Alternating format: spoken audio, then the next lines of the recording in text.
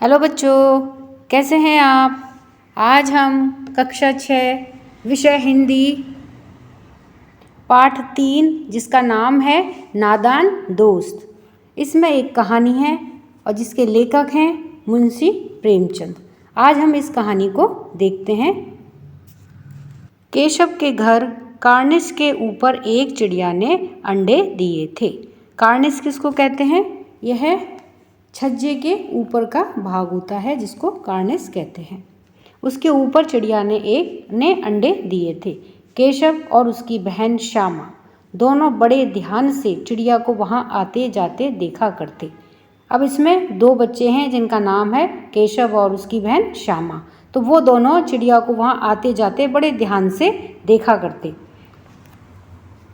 सवेरे दोनों आंखें मलते कार्निस के सामने पहुंच जाते और चिड़ा और चिड़िया दोनों को वहां बैठा पाते। चिड़ा कहते हैं मेल को और चिड़िया होती है फीमेल। तो दोनों जब वहाँ वो दोनों जने सुबह आंखें मलते हुए दोनों को वहाँ बैठा हुआ पाते। उनको देखने में दोनों बच्चों को ना मालूम क्या मज़ा मिलता। दूध और जलेबी की सुध भी ना रहती थी, यानी कि दोनों जने इतने मगन हो जाते थे कि उन्हें अपने सुबह के नाश्ते की भी सुध नहीं रहती थी। दोनों के दिल में तरह तरह के सवाल उठते। अंडे कितने बड़े होंगे, किस रंग के होंगे, कितने होंगे, क्या खाते होंगे, उनमें से बच्चे किस तरह से निकल आएंगे, बच्चों के पर कैसे निकलेंगे, पर मतलब पंख, घोंसला कैसा है। लेकिन इन बातों का जवाब देने वाला कोई नहीं। न अम्मा को घर के काम धंधों से फुर्सत थी, फुर्सत मतलब आराम। उनकी अम्मा घर के कामों में बिजी रहती थी, व्यस्त रहती थी। न बाबूजी को पढ़ने लिखने से। दोनों बच्चे आपस में ही सवाल जवाब करके अपने दिल को तसल्ली दे लिया करते थे। श्यामा कहती, क्यों भैया, बच्चे निकल करके फुर से उड़ जाएंगे। श्यामा अपने भाई से केशव से पूछती कि भैया बच्चे निकल करके तो फुर से उड़ जाएंगे। केशव विद्वानों जैसे गर्व से कहता, पहले पर निकलेंगे, बगैर परों के बेचारे कैसे उड़ेंगे। अब केशव अपनी बहन को समझाता कि नहीं, ऐसे कैसे उड़ जाएंगे, पहले उनके पर निकलेंगे और फिर वो उड़ेंगे, बिना परों के कैसे उड़ेंगे। वह केशव अपनी बहन को समझाता। श्यामा बच्चों को क्या खिलाएगी बेचारी। श्यामा कहती कि चिड़िया अपने बच्चों को क्या खिलाएगी। केशव इस पेचीदा सवाल का जवाब कुछ ना दे सकता था। पेचीदा मतलब मुश्किल सवाल। इस तरह 3-4 दिन गुजर गए। दोनों बच्चों की जिज्ञासा दिन दिन बढ़ती जाती थी। जिज्ञासा मतलब उत्सुकता। अंडों को देखने के लिए वे अधीर हो उठते थे। अधीर मतलब व्याकुल। उन्होंने अनुमान लगाया कि अब जरूर बच्चे निकल आए होंगे। बच्चों के चारे का सवाल अब उनके सामने आ खड़ा हुआ। चारे का मतलब भोजन का। चिड़िया बेचारी इतना दाना कहाँ पाएगी कि सारे बच्चों का पेट भरे। गरीब बच्चे भूख के मारे चूं चूं करके मर जाएंगे। यानी कि चिड़िया इतनी छोटी होती है कि वह कैसे इतना दाना लाएगी कि अपने बच्चों का पेट भर सके। ऐसा वो दोनों बच्चे सोच रहे थे। इस मुसीबत का अंदाजा करके दोनों घबरा उठे। मुसीबत मतलब परेशानी। दोनों ने फैसला किया कि कार्निस पर थोड़ा सा दाना रख दिया जाए। श्यामा खुश होकर के बोली, तब तो चिड़िया को चारे के लिए कहीं उड़ करके ना जाना पड़ेगा ना। मतलब अब जब हम यहीं दाना रख देंगे तो चिड़िया क्यों कहीं दाना लेने के लिए जाएगी, वो यहीं बैठ करके दाना खा लेगी। केशव, नहीं, तब क्यों जाएगी, यानी कि जब हम दाना वहाँ रख देंगे तब चिड़िया क्यों उड़कर जाएगी। श्यामा, क्यों भैया, बच्चों को धूप ना लगती होगी। अब इसमें श्यामा पूछ रही है अपने भाई से कि भैया बच्चों को धूप भी तो लगती होगी। केशव का ध्यान इस तकलीफ की तरफ ना गया था। इस परेशानी की तरफ केशव का ध्यान नहीं गया। वह बोला, जरूर तकलीफ हो रही होगी, बेचारे प्यास के मारे तड़पते होंगे, ऊपर छाया भी तो कोई नहीं है। आखिर यही फैसला हुआ कि घोंसले के ऊपर कपड़े की छत बना देनी चाहिए। पानी की प्याली और थोड़े से चावल रख देने का प्रस्ताव भी स्वीकृत हो गया। प्रस्ताव का मतलब प्रपोजल और स्वीकृत मतलब उसको पास कर दिया, परमिशन दे दी कि हाँ भाई अब यहाँ पे थोड़ा सा चावल और पानी प्याली में पानी रख देते हैं तो जिससे कि चिड़िया को कोई परेशानी नहीं होगी। दोनों बच्चे बड़े चाव से काम करने लगे। श्यामा माँ की आंख बचाकर यानी कि चुपके से मटके से चावल निकाल लाई।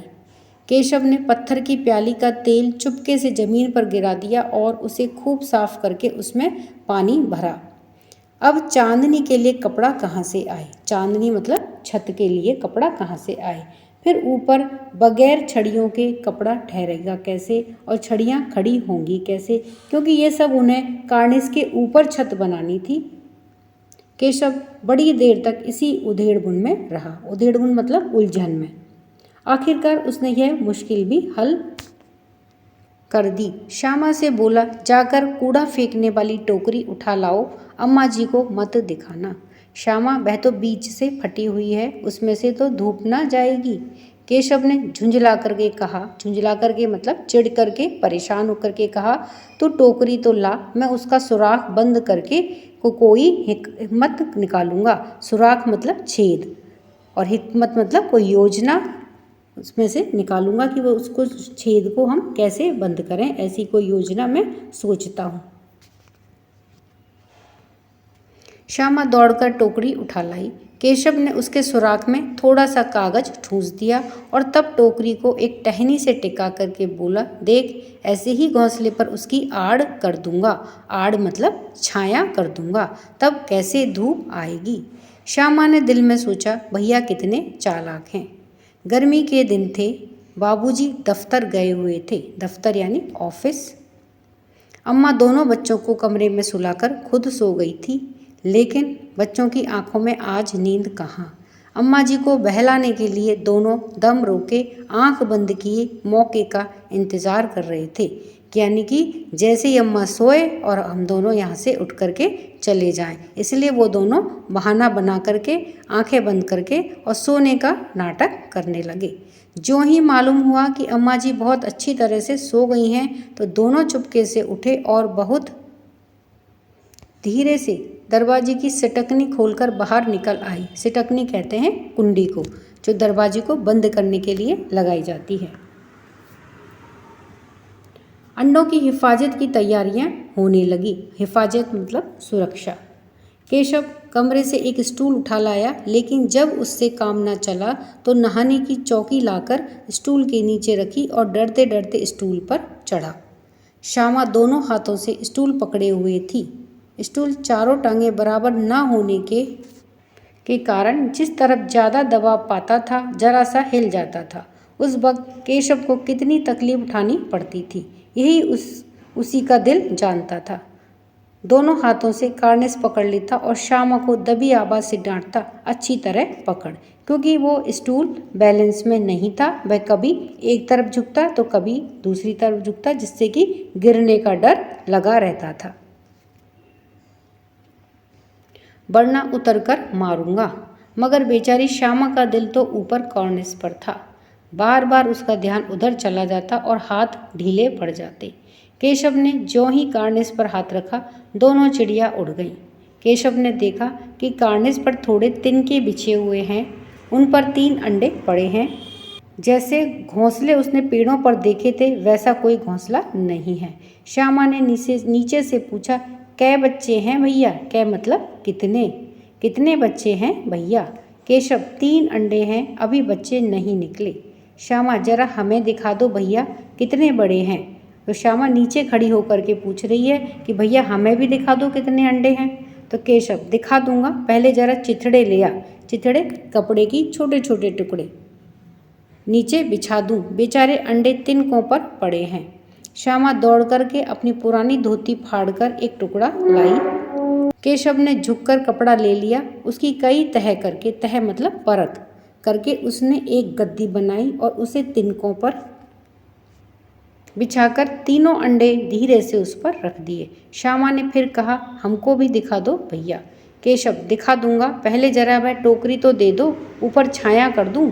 श्यामा ने टोकरी नीचे से थमा दी और बोली, अब तुम उतर आओ, मैं भी तो देख लूं। केशव ने टोकरी को एक टहनी से टिका करके कहा, जा दाना और पानी की प्याली ले आ, मैं उतर जाऊं तो तुझे दिखा दूंगा। श्यामा प्याली और चावल भी ले आई। केशव ने टोकरी के नीचे दोनों चीज़ें रख दी और आहिस्ता आहिस्ता मतलब धीरे से उतर आया। श्यामा ने गिड़गिड़ा करके कहा, अब हमको भी चढ़ा दो भैया। गिड़गिड़ाना मतलब मिन्नतें करना। केशव, तू गिर पड़ेगी। श्यामा, ना गिरूंगी भैया, तुम नीचे से पकड़े रहना। केशव, ना भैया, कहीं तो गिर करा पड़ी तो अम्मा जी मेरी चटनी ही कर डालेंगी, मतलब मुझे बहुत मारेंगी। कहेंगी कि तूने ही चढ़ाया था, क्या करेगी देख कर। अब अंडे बड़े आराम से हैं, जब बच्चे निकलेंगे तो उनको पालेंगे। दोनों चिड़िया बार बार कार्निस पर आती थीं और बगैर बैठे ही उड़ जाती थीं। केशव ने सोचा, हम लोगों के डर से नहीं बैठती हैं। स्टूल उठा करके कमरे में रख दिया और चौकी जहाँ की थी वहाँ पर रख दी। श्यामा ने आंखों में आंसू भर करके कहा, आंसू भर करके मतलब रुआसी होकर के कहा, तुमने मुझे नहीं दिखाया, मैं अम्मा जी से कह दूंगी। केशव, अम्मा जी से कहेगी तो बहुत मारूंगा, कहे देता हूँ। श्यामा, तो तुमने मुझे दिखाया क्यों नहीं। केशव, और गिर पड़ती तो 4 सन हो जाते। केशव कहता है कि अगर तू गिर पड़ती तो तेरे 4 सर हो जाते, इसका मतलब सर के 4 टुकड़े हो जाते। श्यामा, हो जाते, देख लेना, मैं कह दूंगी। इतने में कोठरी का दरवाज़ा खुला और माँ ने धूप से आंखों को बचाते हुए कहा, तुम दोनों बाहर कब निकल आए। मैंने कहा न था कि दोपहर को ना निकलना। किसने किवाड़ खोला। किवाड़ केशव ने खोला था, लेकिन श्यामा ने माँ से यह बात नहीं कही। उसे डर लगा कि भैया पिट जाएंगे। केशव दिल में कांप रहा था कि कहीं श्यामा कह ना दे। कांप रहा था मतलब डर रहा था। अंडे ना दिखाए थे, इससे अब उसको श्यामा पर विश्वास न था। श्यामा सिर्फ मोहब्बत के मारे चुप थी, या इस कसूर में कि हिस्सेदार होने की वजह से उसका फैसला नहीं किया जा सकता। श्यामा दोनों ही बातें थी, शायद दोनों ही बातें थी। माँ ने दोनों को डांट डपट कर फिर कमरे में बंद कर दिया और आप धीरे धीरे उन्हें पंखा झलने लगी। अभी सिर्फ 2 बजे थे, बाहर तेज लू चल रही थी। अब दोनों बच्चों को नींद आ गई थी।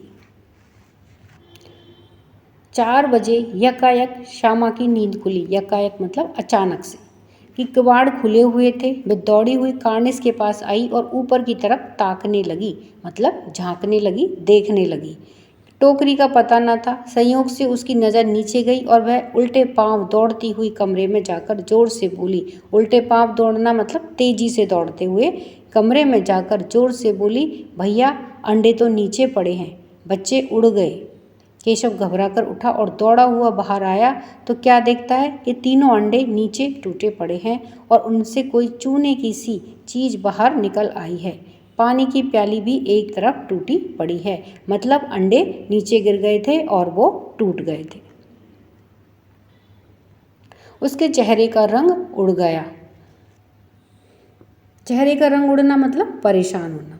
सहमी हुई आंखों से जमीन की तरफ देखने लगा। श्यामा ने पूछा, बच्चे कहाँ उड़ गए भैया। केशव ने करुण स्वर में कहा, करुण स्वर में मतलब रोते हुए स्वर में कहा, अंडे तो फूट गए। श्यामा, और बच्चे कहाँ गए। केशव, तेरे सर में, देखती नहीं है अंडों में से उजला उजला पानी निकल आया है, वही तो 2-4 दिनों में बच्चे बन जाते, मतलब अंडे फूट गए हैं। माँ ने सोटी हाथ में लिए हुए पूछा, तुम दोनों वहाँ धूप में क्या कर रहे हो। सोटी मतलब डंडा। श्यामा ने कहा, अम्मा जी चिड़िया के अंडे टूटे पड़े हैं। माँ ने आकर टूटे हुए अंडों को देखा और गुस्से से बोली, तुम लोगों ने अंडों को छुआ होगा। अब तो श्यामा को भैया पर जरा भी तरस नहीं आया। तरस आना मतलब रहम करना। तरस ना आया। उसी ने शायद अंडों को इस तरह रख दिया कि वह नीचे गिर पड़े। इसकी तो सजा उसे मिलनी चाहिए। बोली, इन्होंने अंडों को छेड़ा था अम्मा जी। तो श्यामा ने अपनी माँ से क्या कहा कि अम्मा जी भैया ने ही अंडों को छेड़ा था। माँ ने केशव से पूछा, क्यों रे। केशव भीगी बिल्ली बना खड़ा रहा, मतलब भीगी बिल्ली मतलब दुबक करके डरा हुआ। माँ, तू वहाँ पहुँचा कैसे। माँ उससे पूछ रही, भाई तू वहाँ चढ़ा कैसे, तू वहाँ पहुँचा कैसे। श्यामा, चौकी पर स्टूल रख करके चढ़े अम्मा जी। अब श्यामा उसकी सब शिकायतें बता रही है कि चौकी पर स्टूल रख करके चढ़ा था। केशव, तू स्टूल थामे नहीं खड़ी थी। श्यामा, तुम ही ने तो कहा था। माँ, तू इतना बड़ा हुआ, तुझे अभी इतना भी नहीं मालूम कि छूने से चिड़िया के अंडे गंदे हो जाते हैं, चिड़िया फिर उन्हें नहीं सेती है। मतलब सेने का मतलब होता है कि जब चिड़िया अपने अंडे देती है तो उनके ऊपर बैठती है, जिससे कि अंडों को गर्मी मिलती है और फिर उससे बच्चे निकलते हैं। और अगर हम उन अंडों के हाथ लगा देते हैं तो वो अंडे गंदे हो जाते हैं और फिर चिड़िया उनको नहीं सेती है, मतलब चिड़िया उनके ऊपर नहीं बैठती और उन्हें नीचे गिरा दे देती है। तो चिड़िया फिर उन्हें नहीं सेती। श्यामा ने डरते डरते पूछा, तो क्या चिड़िया ने अंडे गिरा दिए हैं अम्मा जी? तो अब श्यामा अपनी माँ से पूछ रही है, अम्मा से पूछ रही है कि क्या चिड़िया ने फिर अंडे गिरा दिए? माँ और क्या करती, केशव के सिर इसका पाप पड़ेगा। हाय हाय, 3 जाने ले ली दुष्ट ने। केशव रोनी सूरत बना करके बोला, मैंने तो सिर्फ अंडों को गद्दी पर रख दिया था अम्मा जी।